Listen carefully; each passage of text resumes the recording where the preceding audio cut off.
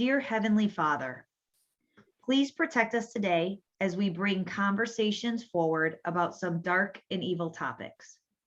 Protect us and our listeners with the full armor of God. Please open the minds of the listeners to what will be said today and what you need them to hear. Allow discernment between the righteous and the wicked, and take authority over Satan and all his demons to protect us. I claim a hedge of protection around this podcast, the four of us, our listeners, and any survivors. Continue to bless us with your goodness and direct us to do your will. In Jesus' name, amen. Amen. Thank you so much for that, Becky. You guys, thank you so much for being here. I'm your host, Emma from The Imagination, and today we are joined by Becky and Bridget from the Save Our Children podcast for another collab episode, which we love. We work so closely together, so it's always awesome to do episodes with all of us. We're so very honored to introduce to you today Annette Rauch. Annette has an extraordinary survivor story we will be discussing today. She was involved in familial trafficking as a child, which continued into her adult life as she was passed along from handler to handler. Today, she bravely stands before you as she fights for her freedom, the freedom of her children, and her passion for being on the forefront of fighting human trafficking awareness.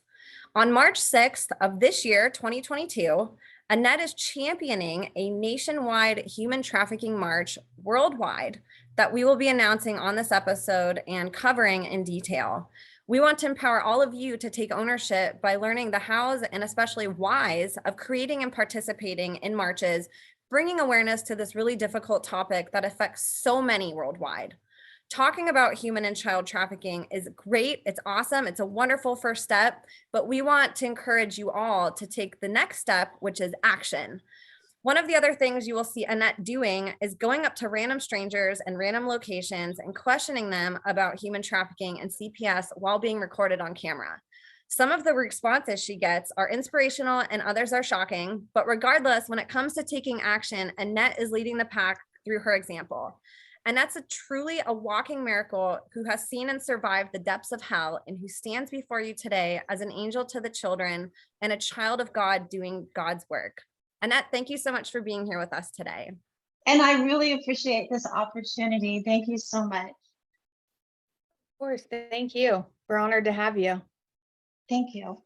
We're so honored to have you, Annette. Now, to start, since you haven't been on our podcast before, I'm sure some people have watched you. I know that you've done some other shows and you have a big presence online. And a lot of people right now are passing around this flyer that people can see on your screen.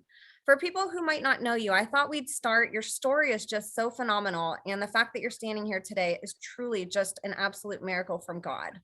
I'd love to talk about your story and start maybe some chronology from whenever you were young leading up until now, so people can understand this passion and this fire that you have inside of you today, inspiring this march and inspiring this movement that you've been so heavily behind on the forefront. Thank you for that. I'll begin. I was adopted into a home when I was 3 months old, and it was told to me much later that the agreement upon my adoption was that I would be trafficked as a young girl. I grew up in an extremely abusive home. I was hit and kicked and beaten and had my head smashed into walls and in the floor with people hitting me and calling me disgusting names. I was also molested and taught dirty too. I was a very, very small child. Then when I was about 13 years old, I was I was told many years later, I didn't know I was given to Michael. I just thought I met him. I was given to him, and he groomed me to be trafficked throughout Hollywood. So I was trafficked. I'm one of those people you hear online that was trafficked throughout Hollywood. It was the late 70s, and back, because I'm 58 years old now, most of the people that I was trafficked through are no longer living, and I don't mention names online, but they were the well-known Hollywood stars. Then what happened was so that's part of the trafficking story. And then I did get into a relationship with a handler, and I did marry that person, and I had his daughter. I divorced that person, and then another handler type person came in, and I had no choice in these relationships. I have to tell people these relationships, you are given to them and you really have no choice in them. I was with him for a number of years, and I had a child. After I left that situation, I had a child. And there was an agreement before that child was even born, between my ex-husband and the person I was in a relationship with after that, to steal my child. The second one got the first one to remarry me with charms, and I remarried him. And the whole thing was a setup. I won't go much into detail on the whole thing on this podcast, I don't think, but it was a setup to steal my child. And then and then CPS did get involved. CPS got involved in all of this because they gave me, to a man who they put me into sex slavery with a politician. And that politician had contacts within CPS, and CPS knew that it was a false case. They admitted it was a false case over and over again, right to my face. They told me they were taking my child because I was nothing but a Christian, and they couldn't stand Christians. Now, it's absurd, but this is what they did to me, and it's a true story. I haven't seen and then I was put out on a property, and I was tortured with heat and cold and starvation. And they starved me to be 13 pounds underweight. That is the story and the backdrop for why we're doing this march. I tell my story often, and I get phone calls from all over the United States and sometimes the UK. And many, many, many people have the same identical story. Another part of my story is they took my houses and my cars, and my car and my 3 businesses, and they threatened me to not work. And they told me that, if I worked, they were going to do whatever to me. I don't want to get into that on this podcast. And they took down everything I own. They took literally everything. And the reason, and this is a common story, the reason I bring that up is because so many people are having the exact same thing happen, where they are being taken from their businesses, and they're losing their homes, and they're losing everything they own, and they're taking the children.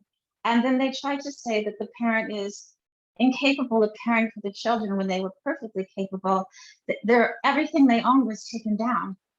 There are many people also that told me that they are running daycares, and they go right into those daycares and they accuse them of all sorts of things and take down the daycares, and then they start and then they begin stealing the children of the people that own the daycares, are from people within the daycares if they find within the daycares. That has been a very common story. So we are having a march on March the 6th, 2022. And the march is to stand against human trafficking and CPS corruption. I was trafficked as a very young girl. I was trafficked through elites. I was again put into sex slavery as an older woman. I had my child stolen. I know for a fact that CPS is corrupt, extremely corrupt. I know for a fact that people torture people because they do it for their own purposes. And I also know that it was done to me. There's a lot of people online, and I know I'll just do this a little bit. There's a lot of people online saying that they've been tortured and gang stalked and all sorts of things have happened to them. And people think that gang stalking and MK Ultra, they call it, it's human torture. They literally tortured me with human torture. When people see those stories, they think it's absurd. I want everyone to know that these stories are real and true, and they're not absurd. In the past, when I was young, people saying that CPS was stealing children, I thought, well, you must have done something. That's not possible. They're a corrupt network of people. There's counselors and judges and lawyers and even like the therapists that they send people to and the attorneys that are appointed to cases. They all work together as a network to steal children from innocent mothers. I am an innocent mother. I haven't seen my son in 7 years due to what they did to me. Now, I was for a while after my case allowed to see him, but due to the viciousness of the people involved in the sex slavery and the torture, I wasn't, they wouldn't allow me to go near my own child so they could use him and I. They still threaten me, and I was gang stalked this morning, just by one person this morning. And the gang stalking is telling me not to do podcasts and to stay away from my own children. I know for a fact they told my own children not to talk to me, and they've been threatened to not talk to me, and I can't go too deep into that here. But again, this is the reason why we're having a March 6th march to end human trafficking and CPS corruption. I can't tell you the number of phone calls I get daily and weekly. I can't tell you the number of people that I speak to online. And when I come out, so many people say, I wasn't going to tell anyone. And I'm telling you, and some people have even called crying and said, I can't believe that there's people out there talking about this. They've been too afraid to talk. So we are drawing many people out of the woodwork that will stand on March the 6th. On March the 6th, if people can organize marches, that would be great. I know we have only a month left, but if people can even organize small marches and make signs, and the signs should just say that you stand against human trafficking and CPS corruption. If you want to just write human trafficking or just write CPS corruption on yours, that's entirely up to you. We also want every sign to say that we care. I want every sign to say that we care, because I know every woman that has called me said, I don't think anyone cares. I'm helpless. I'm hopeless. No, I'm trying to get help, and there's nothing I can do. Now, mind you, I feel the same. I have called out to help for many people, only to be stonewalled and toyed with and hurt more. And it is the most devastating, discouraging thing in the world. This march is a call to action for everybody to not rely on anybody for help, but to stand publicly and say that we've had enough.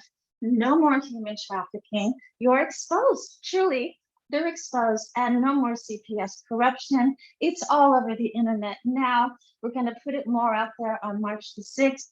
And we're asking people, if they can't hold a march, to simply make a sign, videotape yourself with the sign, and send us the videos. You can send the videos to 332-200-0149. Hopefully on a Signal app. Hopefully you have Signal, and if you don't, it's really easy to download. Also, I want to say all of those videos will be shown worldwide through our networks and through broadcasts across the world. If you don't want to video, then all you have to do is make a sign and take a picture and stand with the picture. If you don't want your face shown, then cover your face somehow. And those pictures, there's going to be a very large collage made with all of us standing. And that collage is going to go all over the world. All of the people that are going through this and are in pain because evil people steal children and evil people traffic people. And we have to make this stop, and we have to say no more. I can't again tell you the despair inside of myself and others, and people that call hysterical, absolutely hysterical, because of the pain inside of them when they are perfectly innocent of anything. And their family, your very, very family and everything, the only thing that matters to you in life is gone. What are they supposed to do? I'm 58 years old and they stole my child. I'm alone. They abused me my whole life and they stole my child. I had the only thing in life that's important. I don't care that they took my houses and my cars and my business and all that crap. I don't own any clothes right now. I have zero, but they have my frigging children. My daughter is 27 and they turned her viciously against me through their vicious lies. And I know that she loves me deep inside of her. There's no way that she doesn't. If she comes out publicly and says that She wants nothing to do with me. It's because she's being made to by vicious creeps. My son loved me, and when they told him we could no longer speak, he was trying so hard to be strong and man up, and the look on his face and the despair, and there was literally nothing I could do due to evil people that were doing this to us. This is disgusting. The person I was put into sex slavery with, listen to this, it was the most vile, disgusting sex anybody could experience. And the things I was made to do, I will never, ever recover from. The whole vicious scandal. This is a canned plan. They take houses, they take you down, they take your jobs, and when you try to build back up, they try to take that too. I'm left with nothing. Many are left with nothing. And I'm sure that many see them on the internet trying to rebuild and begging for help, and we can't ignore them.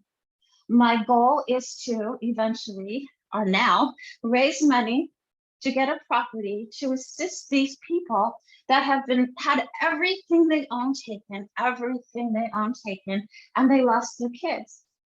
I want a property where people can go. There's people in the streets because people took their belongings so they could steal children. They have nowhere to go. I want to help. And I also want to help people that have aged out of foster care. I do those videos in the street, and I'm just randomly talking to people that are homeless, and I can't tell you how many come out of the foster care system.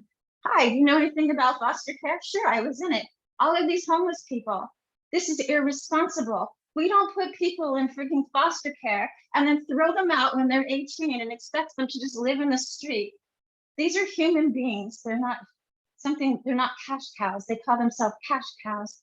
We have got to stand up, and we have got to march on March the 6th, 2022 as a team. And again, if you cannot march, make a video or send a picture. So what else can I say from here? Gosh, thank you so much for sharing that, Annette. It's like I said, people listening can hopefully understand what I meant by saying you're an absolute walking miracle that you're here today. I want to dive, and I'm sure the girls have some questions too. I wanted to ask you, trafficking is, for most of us, a more recent term that we're being introduced to, and a lot of people may not still know what that term means. When in your life did you understand that what was happening to you was trafficking? And what was that moment for you? What was that light bulb moment where that word came into your vocabulary? I'll agree with you that the word trafficking is a recent term. We were just, I don't know, I've always just said we were used. There was many children that were being used. Trafficking is a recent term, but trafficking, now that we have that term, has been going on for a very long time. It's certainly not new. I'm always surprised when people say that trafficking is new. No, it's been going on since I was a kid. Yeah, Definitely. trafficking has been happening for many, many years. But a lot of people that we've had on our show, they weren't aware of as children that that's what was happening to them, even though they might have thought something was wrong. When did you start to kind of put those pieces together that, hey, something's wrong here in my life, and what is it? What is it called? Why is it happening to me? When did you start to have awareness of kind of waking up to your own situation? Well, these people that come into your life to traffic children are kind and friendly, and they glow and they sparkle in order to win your trust, and they gradually groom you to be trafficked, and it just becomes normal. As you said, like, you don't even realize this is happening to you.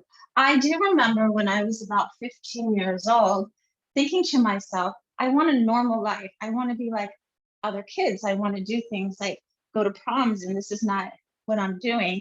I was not living a normal life. But then I would snap out of it and just do whatever it was I was being told. I want you to know that I was threatened a lot as a child to keep my mouth shut and just do what I was doing.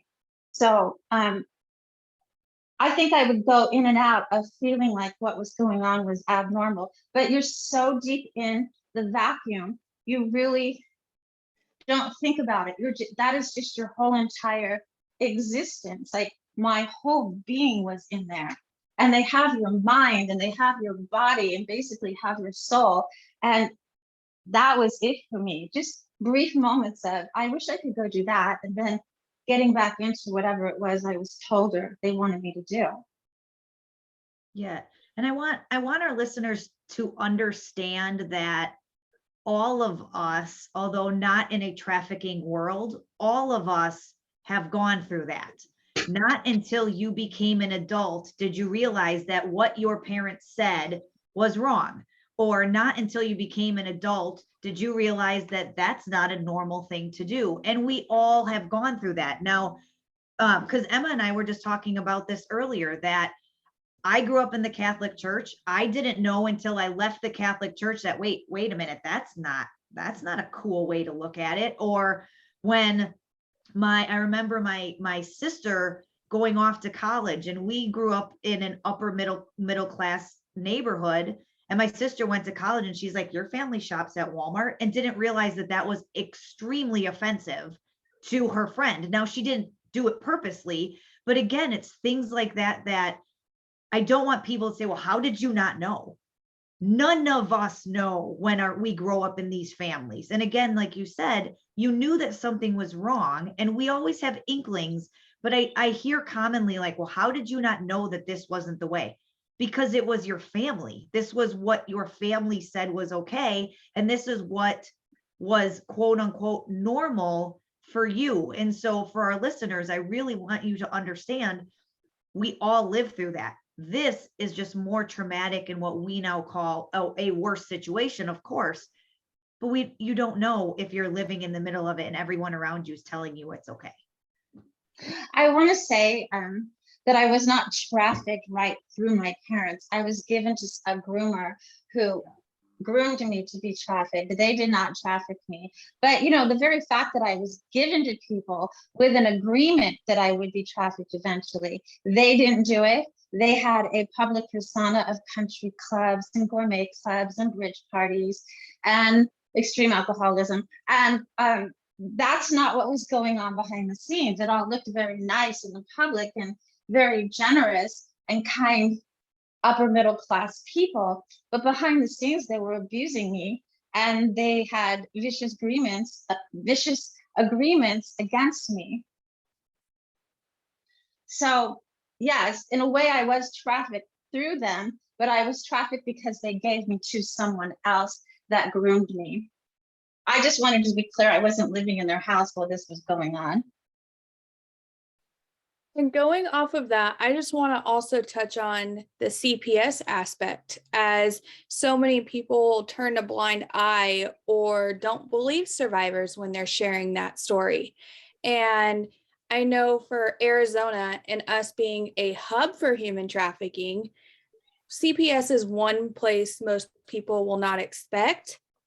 And they're like, oh, somebody else is handling it, and the organization is taking care of the children, and they're placed in good homes.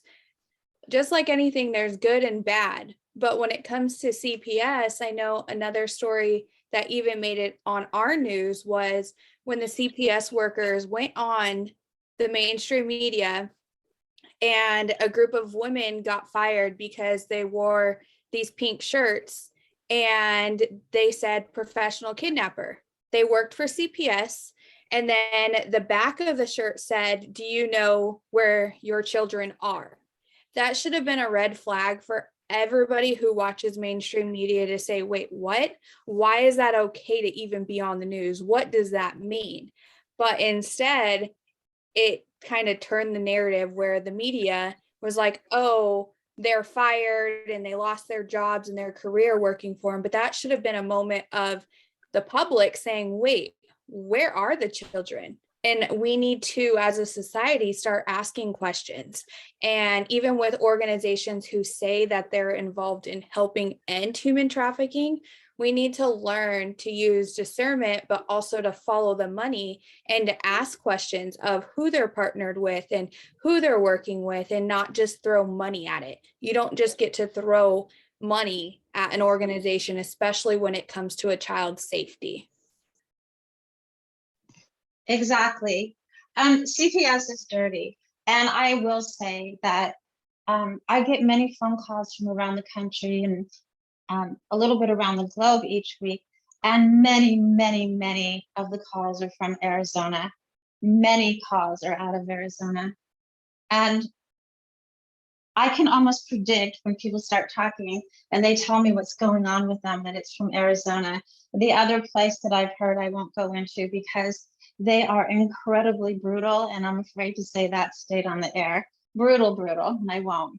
However, it is interesting that you mentioned them because yes, Arizona is corrupt and we need to clean up Arizona, but we really need to clean up the United States. And I want to also say, you know, Emma says that they're not all like that and that there are some children that need to go into homes. And I'm sure that those do exist. I'm sure that there are situations, but many of the kids get put into group homes and many of the group homes just drug the kids and they become medicated with different medicines, I guess, to keep them quiet or well behaved. And they make extra money off of putting all those kids on medications that don't need medications. Those kids are not there to be raised and loved and educated. I think you saw the video where one man, I asked him, I said, well, what was your experience like in CPS? And he said, I remember I wanted to draw. I was so emotional and I needed a place to put those emotions. And I just wanted some crayons and some paper. And they wouldn't let us have them. And I said, your whole childhood, you didn't have any crayons or paper? And he goes, nope. And he just wanted to be an artist. He said, you don't get what you need from them. You're just there. We need to make sure these kids are feeling special and loved, and even, you know, the ones that need to be there. And the other problem is how many of the people I do interview say the stuff that they were told to say wasn't true. One boy was told to say that his mother was on heroin. He said, I was 7 years old. I didn't know what heroin was. And they were making him say that. This is absurd. And other people have told me that, I mean, just the lies. The lies are brutal against innocent people to steal children for profit. We have to expose this and we have to make it stop. And I was told, I don't know if it's true, that nobody checks and balances CPS. They do whatever the hell they want and they take full advantage. So horrific. And you brought up another good point that people are so desensitized to and in not connecting dots, which is homelessness. You know, especially these last couple of years, homelessness has increased so much with everything that's gone on in the world and how it's affected people. But even before that, you know, we're so conditioned to look at homeless people like they're just this trash on the streets. They must be crazy. They don't deserve our money because they're just going to go supply their drug habits or go buy a bottle of alcohol. And it's amazing to me that that has infiltrated culture so much to where we can just drive by somebody. That's our only thought. And we don't ever ask, how did that person get there? What was their story? What did they go through to end up literally just being, in their mind, you know, or in the mind of society, trash on the side of the road, you know, that people don't even address by name. They call them scum and they call them all these horrible and horrific names. You know, people, it's like they don't even have a name at that point. You know, they're just kind of the scum of the earth in people's minds. And I think that that's so important what you bring up in helping people empathize and to ask those questions and to break that programming that we have. That's just drive by them, don't look at them, don't say anything to them, run away if you see them on the street. You know, and granted, there are some, like I live in Las Vegas and I do see some people that look like they could be a little bit crazy, you know, but for the most part, it's like these people, like you said, these are people that were never given a chance. These are people that grew up in a system that literally profit off of them, destroyed their lives, and then discarded them without any resources, and nothing's being done about it. Nothing is being done. And I was surprised myself when I started talking to homeless people that so many of them went through foster care and they have nothing. They gave them nothing their whole lives and they have nothing and they don't function well and they have no educations and they are emotionally scarred, and we need to give them love and consideration.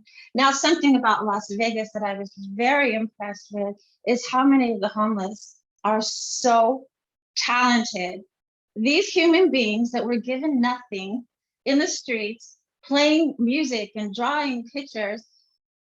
What a waste of human talent. They're in the frigging street with nothing, and everybody looks down upon them. And I have another point to make. People have told me things like when their children were being taken from CPS. Now, I don't know who did these things, but they said people did things to them like punch them in the mouth to knock their teeth out, to make them look destituted and unbelievable when they were trying to get their kids back, when they already had everything in the world. They were destituted and had their teeth knocked out to make people not take them seriously. Unfortunately, society works that way. They go on how somebody looks. So we have to stop that too. Yes, they're dirty, and yes, they've had no showers, and yes, maybe they're toothless, but how did they get there? And how many went through our foster care system? And how many have nothing as children? And why do we just walk right over them?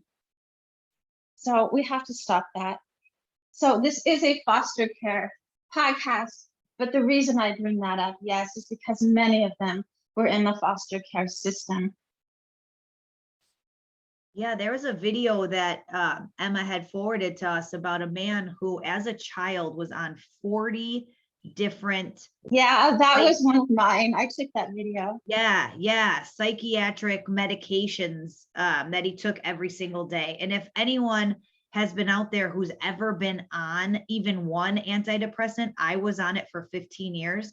It took me at least 6 months to get off of the low dose that I was on, just because it's so incredibly addictive. It causes you all of the reactions of the things you're trying to fix, all of those things.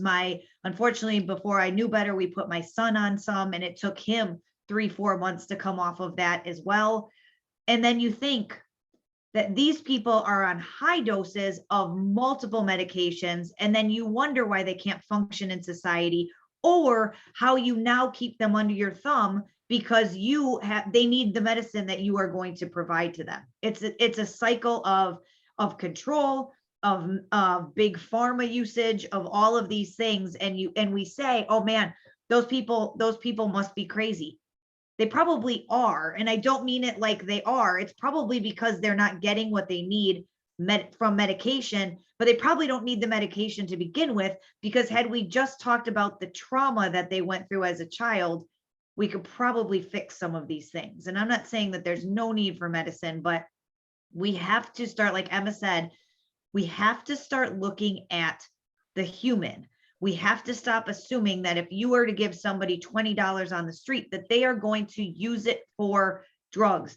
$20 could be the thing that they were needing to get a bus ticket out of here, to sign up for whatever they needed. We don't know, and we've got to stop as society assuming that these people are all bad. Because again, Bridget and I were just talking about this on our podcast.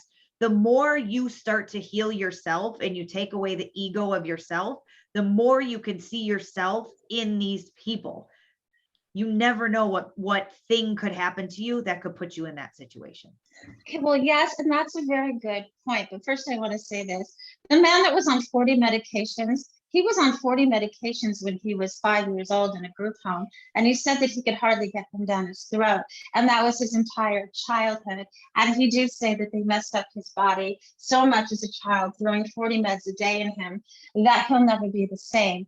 And he also said in that very group home that they would just have like a medication that all the kids in the group home were taking all at the same time. Like it was the group home medication, that they didn't need to have every kid on the exact same medication.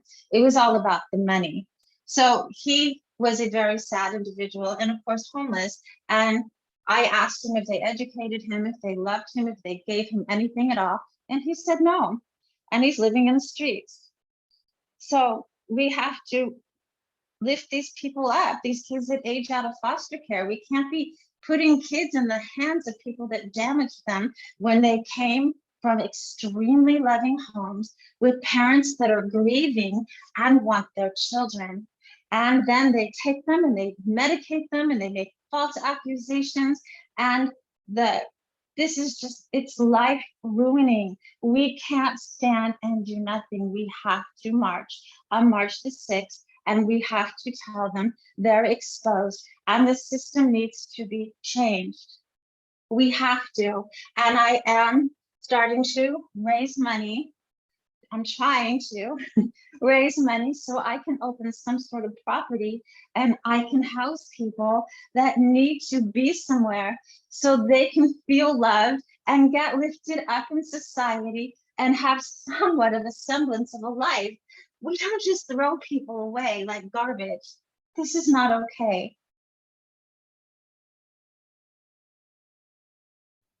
I completely agree with you. I think it's so sad how we've been conditioned to do that. And more so, we've been conditioned to abandon our own integrity and our own morality by this act of giving. You know, the fact that during Christmas, we're conditioned to give with our heart, to give even if we don't get anything in return, to give because it's the right thing to do. Yet when it comes to homeless people, this perception that has been manufactured for us about them, we question a gift and say, what are you going to do with it? I need to know what you're going to do with it in order for me to give something to you. And that to me also needs to change, because if we're going to call ourselves good, humane people that care about humanity and that care about other human beings, yet that's the red line for us to give to somebody. A lot of us go out on a Friday night and buy a drink with that $5 that we could give somebody else, yet we're going to question them for doing the same. It's like Becky said, you know, a lot of what they're dealing with the side effects of a system that failed them. And they were made to depend on things that no child should, that no teenager should. And then they're facing situations that no adult or young adult or even child should have to face on the streets, you know, and us abandoning that. It's like Becky said, we as people, you know, questioning that, what does that say about us if we're giving with terms and conditions and saying, well, I'm only going to give to you if you do exactly what I want you to do with that money. You know, $5, $1, a couple, you know, quarters, what people normally give homeless people, that's probably not going to save their life anyways. But if getting a little resource or a couple snacks or a pack of cigarettes or even a drink, you know, if that's going to help that person get to their next phase, or if that's going to help tide them over or help them want to stick around for another day, like that's a blessing. You know, I don't condone pills or alcoholism or drugs, but the side effects from withdrawing from that are so severe that that can kill somebody in itself, you know? So not that we want to provide people with drugs, but if that can help somebody want to survive one more day by having that extra $5 or being able to get a resource that they've been groomed or has been perpetuated in their life for them to be addicted to, if that's going to help them get their next meal or contribute to a hotel room where they can get off the streets and possibly not be raped or tortured or who knows what else, you know, jumped. There's all kinds of horrific things that can happen on the streets. You know, it's like we have to be able to give that same, with that same conviction that we do at holidays, and say, it's my job as a human to be a good human. And being a good human means if I have an extra dollar and you need it, I'm going to give it to you. And I'm not going to question it. That's on you if you go do something that I don't agree with. That's on you if you go get a bottle of alcohol or do drugs with it. But it's on me as a human to help resource people who need resources if I have that resource for you. And I want to mention here that I at this time do need resources. I was tortured not long ago, and I was rescued from a property, and I still don't have what I need. I don't like asking for things for myself, but I do have a Cash App. And the number for that Cash App is 332-200-0149. If you could help me.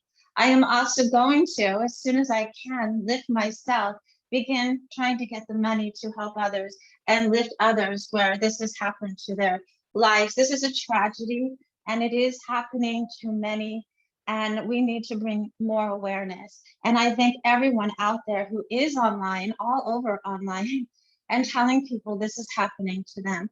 And we need to stand up all for each other, and thank you. Yeah, I think that's important too, for survivors especially, to know that they're not alone And I know that survivors are always so hesitant to put out there when they are in need and do need help. And as more comes to light and survivors are standing in their truth and speaking their truth, they often get bashed. And it's so sad to watch. So that's actually a reason why we started our organization together, Stand By Survivors, to let people know they're not alone. And if we have to be the ones to take that first punch and ask for help for the survivors, we're going to do it, because again, many people think that these stories are a Hollywood movie and they just want to know who's behind it and the names. And as survivors speak, it's like, okay, what are you doing with this information? When are you going to move to action? So going back into the march on March 6th, if we can, Becky, if you can even share too what you've experienced in leading marches in our state in Arizona, as we will be holding a march in Arizona, and I'll let both of them share their aspects on what I they. am so grateful to you. Thank you so much. Of course. Absolutely. So I know it was mentioned earlier that there's actually, we're recording this on February 6th. So there's exactly 1 month until the march, but it really doesn't take that terribly long. We started Wake Up Phoenix 10 days before a march was supposed to happen with a survivor. She wanted everything out on December 12th, and we met everybody on December 1st. Or everyone came together on December 1st. We met on the 2nd or 3rd in a Zoom call and came together like, all right, where are we going to do this? What's going to happen? So it really doesn't take that much time. If you know some people, if your friends and family are interested, again, you can go on your Instagram, our Telegram, our Stand By Survivors page is talking about it. People are already saying, hey, I'm in this city, or I'm in this city. Start to see if you can find some people close to you. You don't need to know these people to make an impactful.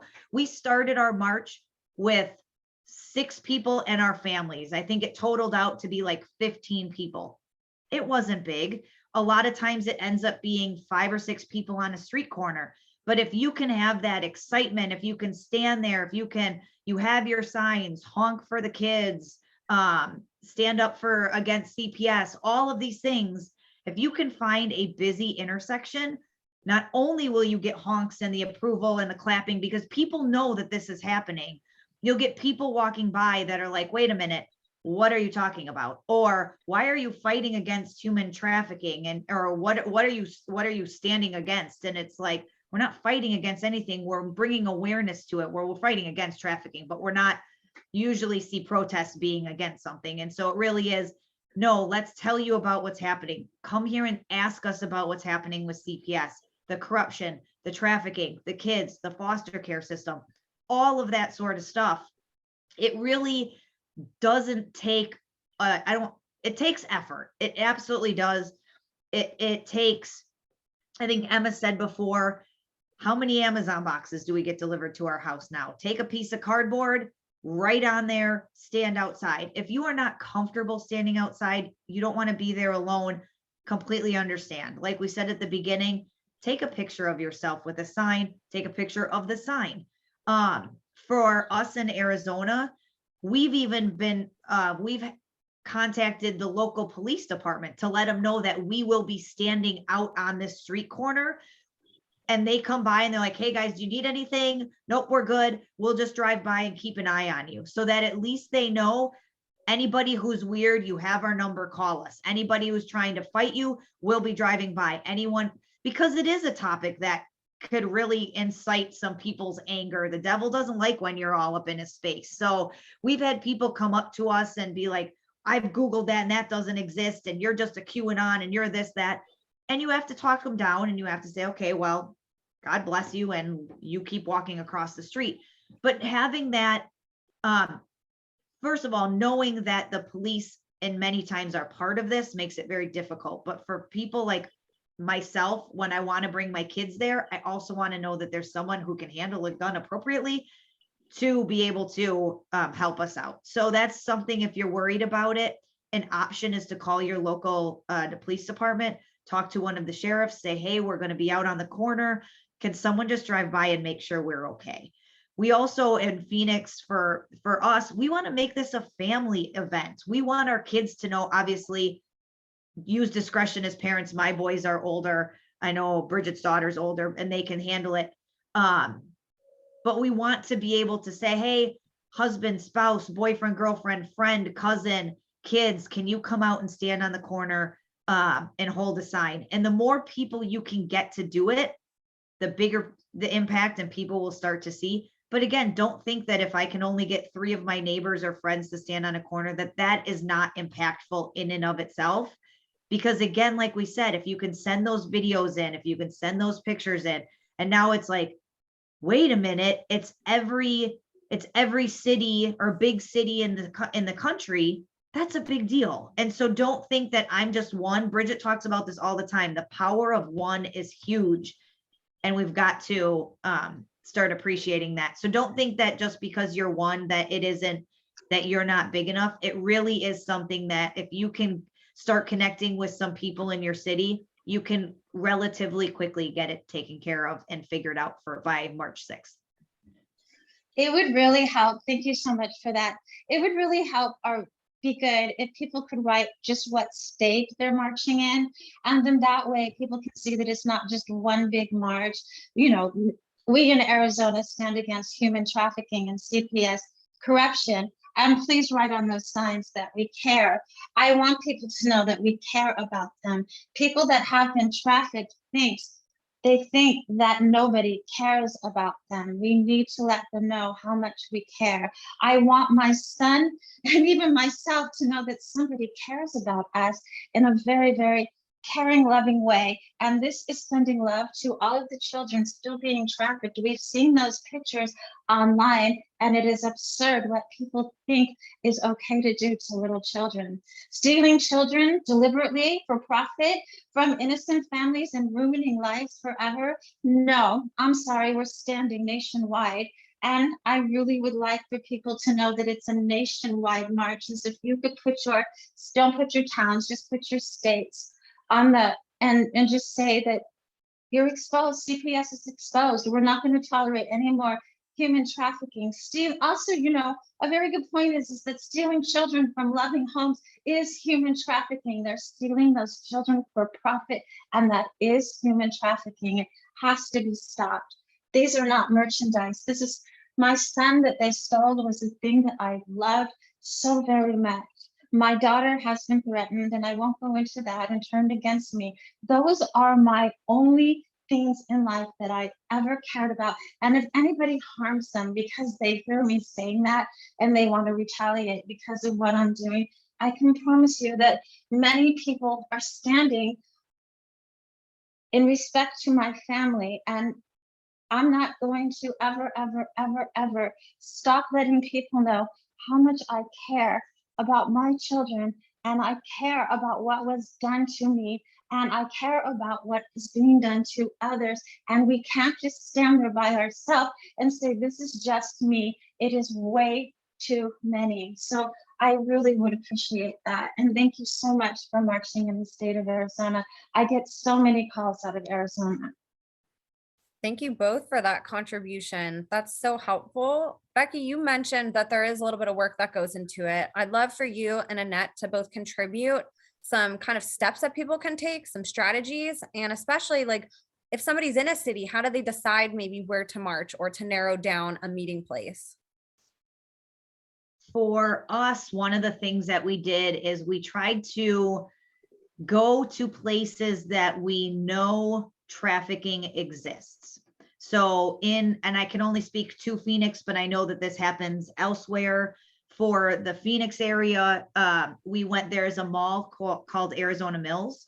It is literally between 2 major highways. So within 3 minutes, they'd be on a highway and out of the city before anyone would even know that these people were missing. So we stood on the intersection at the entrance there once.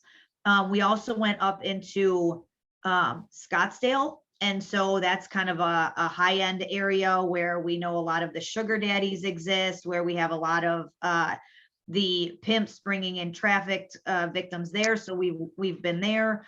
We also are down by the college campus. There's a lot of kids that happens to down there. So just raising awareness to those areas. For us, we normally would be down by the state capitol on a Sunday, especially since nobody works in the city anymore. A lot of people, at least in Phoenix, are at home. So that's not the best place. It's not where we're going to get the most visibility, including our legislators are not working on a Sunday. So they're not going to be there on that day. So for us, we always try to choose a place that had the most people driving by. How many people can see it, honk? Again, put in, if there's any sort of websites you want people to look up, that's a great thing, because as they're sitting by the stop sign, they'll immediately punch it in their phone, and now they're starting to look into it. And so that's how we decided for us where to have it. And it, again, Phoenix is a 2-hour amount of time from end to end. So there's a lot of places that you can go to. I know not everybody lives in a direct city. But that's where we did the most visibility, the most awareness you can create. That's what we were trying to do when we did ours. That's great. Also too, you need to check for ordinances in your town and make sure that you can march. And another thing is if you are tempted to hand out flyers of any kind, please make sure that it's legal in your city. I have had people tell me they handed out flyers and they got huge fines for handing out flyers because they end up on the ground. And if you can't hang up anything on poles, please don't hang anything on poles, and stay off of lawns and private property, because that is not what we're doing. We're having a peaceful, loving march to bring exposure, and we're hoping that this helps to bring children home to loving families and to keep this happening again in the future. And we're not going to go out and yell and scream and jump up and down and be angry, although it is extremely tempting. We're going to be loving and kind, and we're going to ask for our children to be returned, and we're going to ask that CPS be exposed for exactly who they are and what they're doing.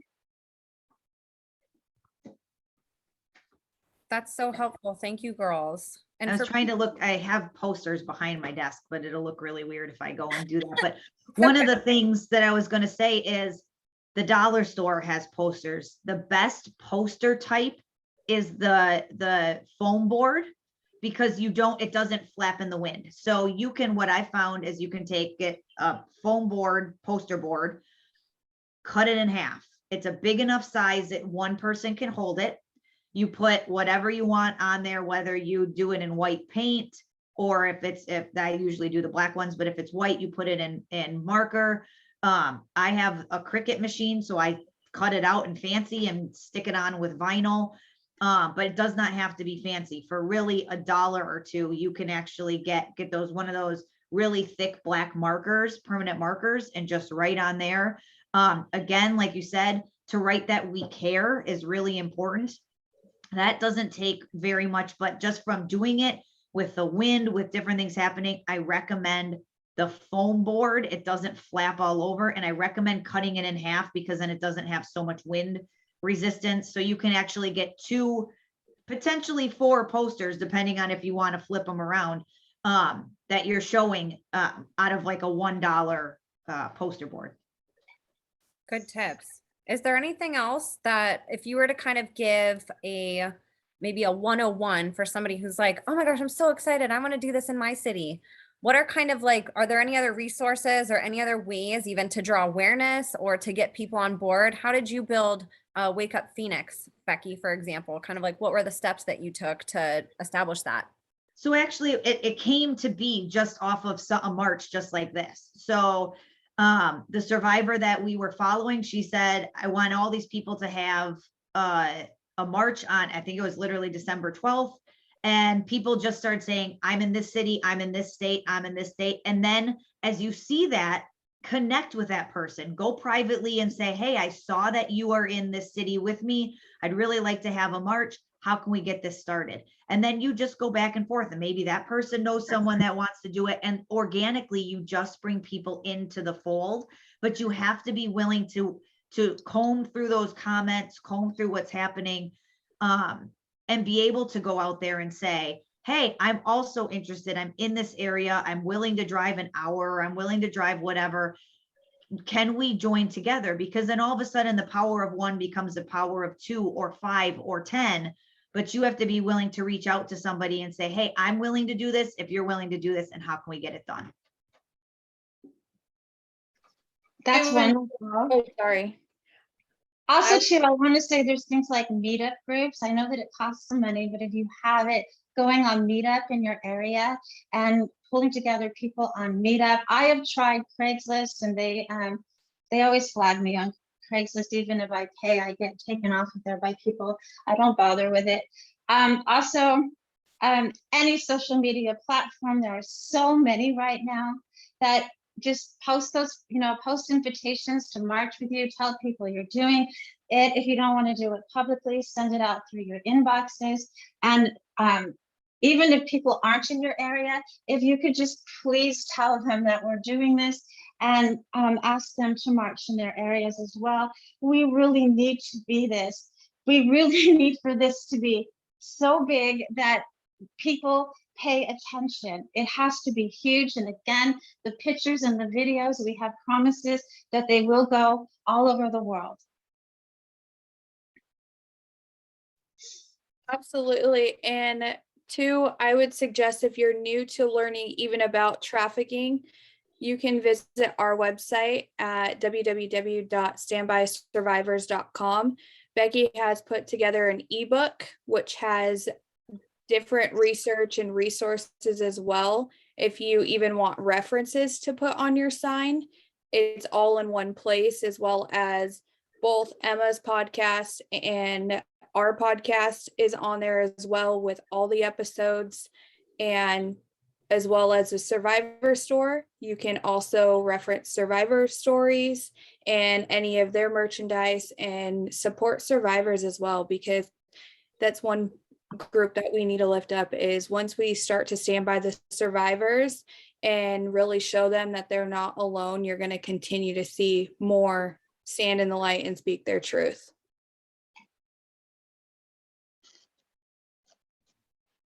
Thank you so much for that. You're so right.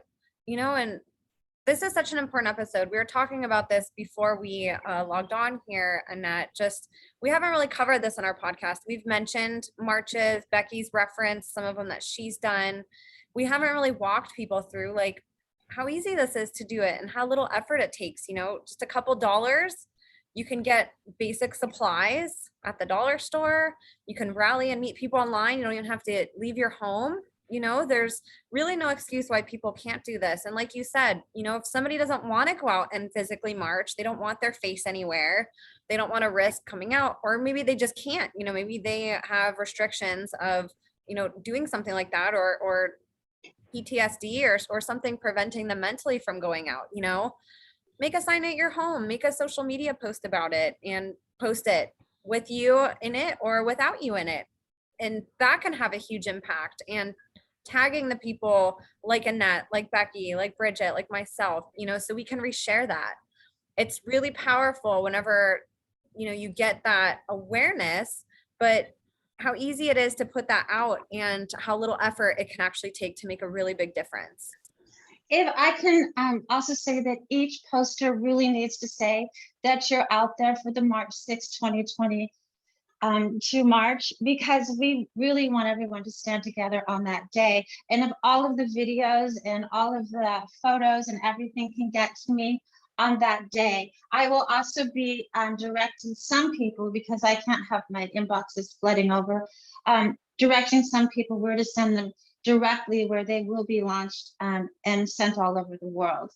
So thank you for doing that. And yes, that it's the March 6th, 2022 March. To please write that on your poster, that you're standing against CPS corruption and human trafficking, and that we really care about these people, that we really need to let people know that this has got to change.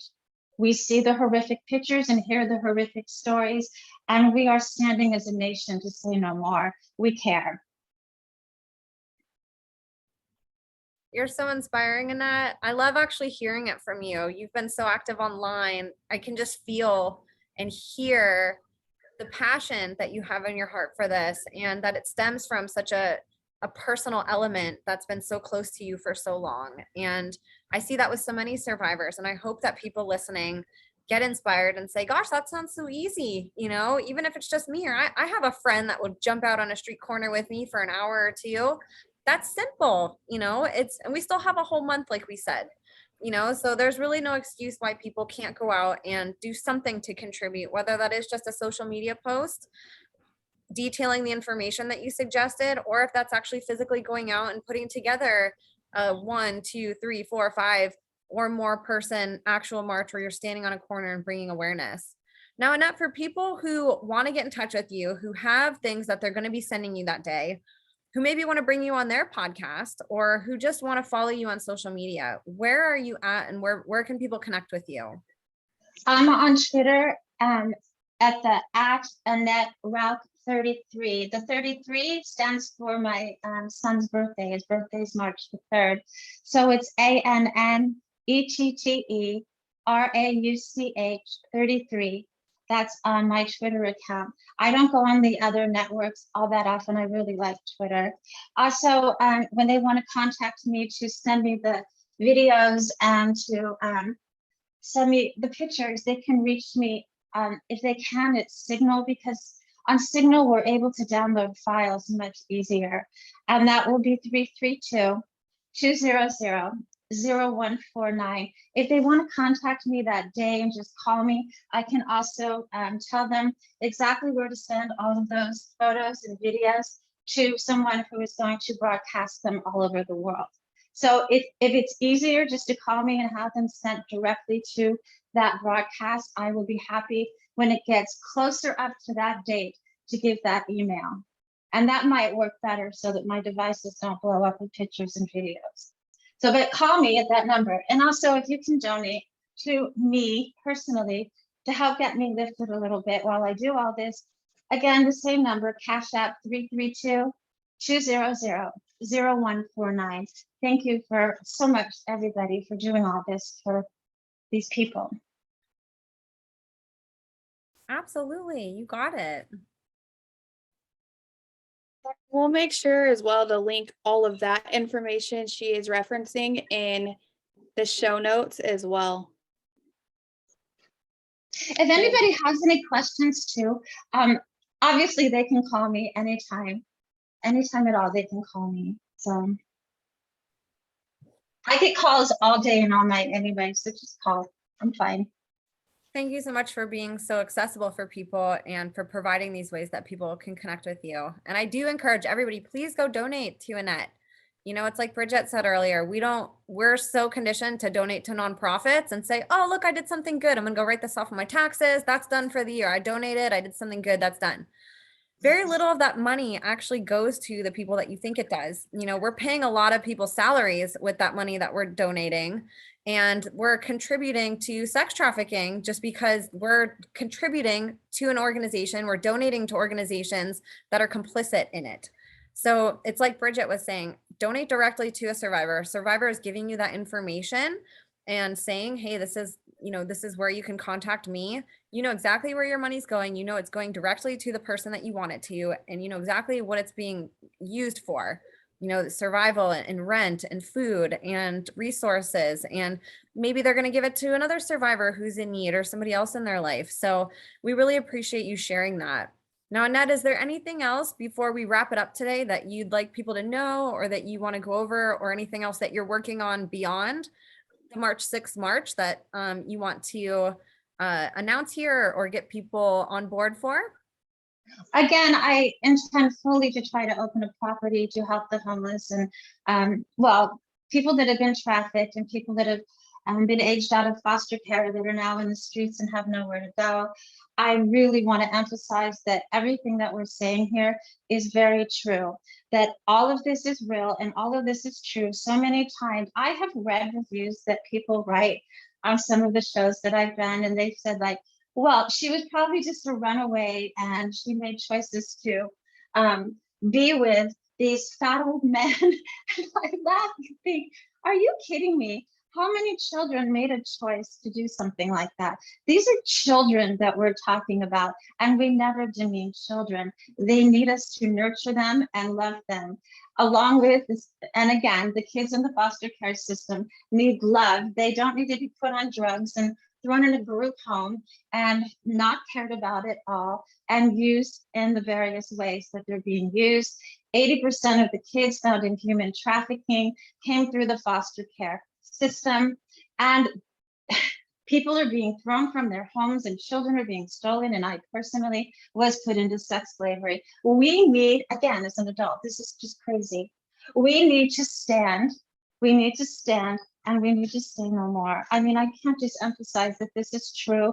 And when people say that their child was taken from a loving home and that they're innocent, we have to believe them, because this really is happening.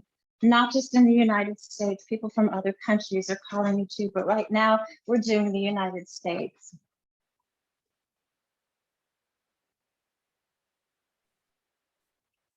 Hello.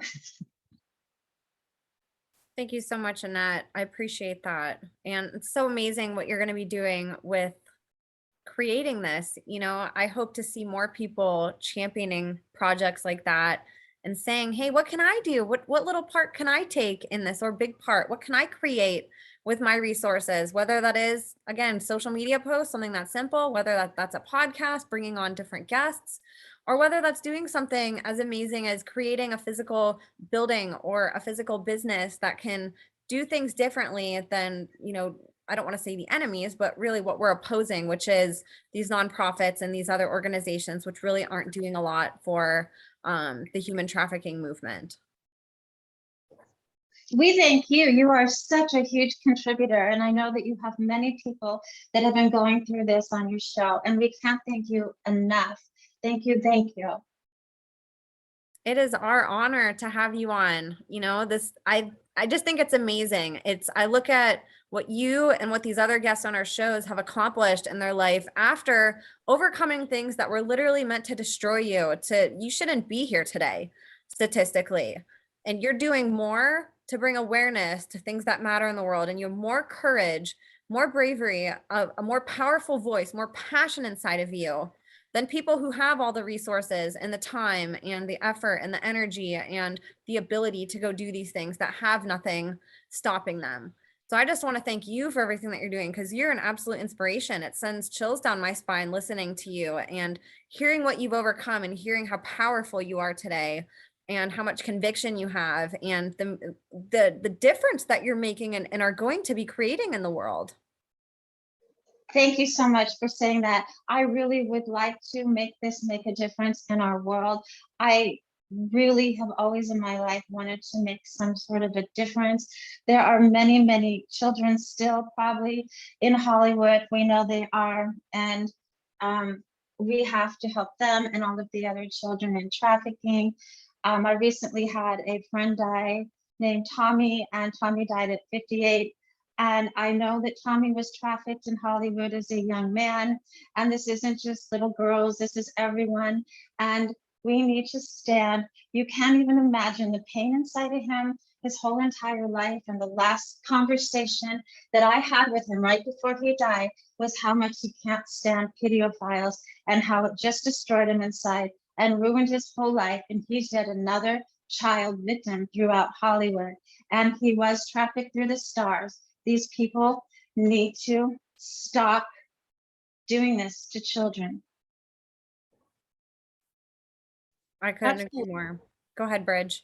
No, I was just going to say absolutely. So again, we encourage everyone to get involved in your area and march on the 6th and share all of your signs and There will be a video put together at the end, but again, just do your research, and we encourage everyone to get involved. Emma, I'll let you finish saying what you were going to say before we head into close. You can go ahead and close. I was just commenting. I was thanking her for saying what she was saying. All right, perfect. So many ask, when does it stop? When each and every single one of us have the courage to stop looking away and turning a blind eye. You don't get to look the other way on this issue. Human trafficking is a $150 billion industry.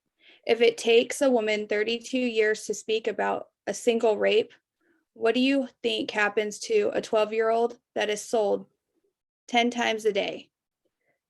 We have no future if we don't protect our children. We have a duty to protect the innocent. If we don't, that blood is on our hands. Everyone has a story. Together, we must rise for the children. It starts with one person. It starts with you. When you say, am I a part of the problem? When you face that mirror and start holding people and family and friends accountable and start being present, put down your smart devices and listen to your children, family, or friends. The world is hurting. We all have a story. You are not alone. Be bold, be you, be your own kind of beautiful. Stand tall, speak your truth. The world will adjust, and know that they can't take your voice. It's never too late to do what's right. We want to hold a space and take a moment of silence for those dealing with mental health, adversity in their life, those who are just waking up to this, those who were abused sexually, mentally, domestically, those who had their innocence stolen by the corrupt systems, CPS, foster care, in your own family or a trusted adult figure. A boyfriend, a girlfriend, a loved one, whoever that may be, you are strong. You are beautiful. You are enough. We are sorry for everything you've endured. You have a powerful voice, and we pray that one day God gives you strength when you're ready to speak your truth. Continue to shine your light and be true to who you are. Never let anyone dim that light. Know we are here and you are not alone. Survivors, we know energetically, especially at this time as the truth comes to light and continues to come out, you are courageous, you are a warrior, and together we will change this. It's time. Enough is enough. Moment of silence.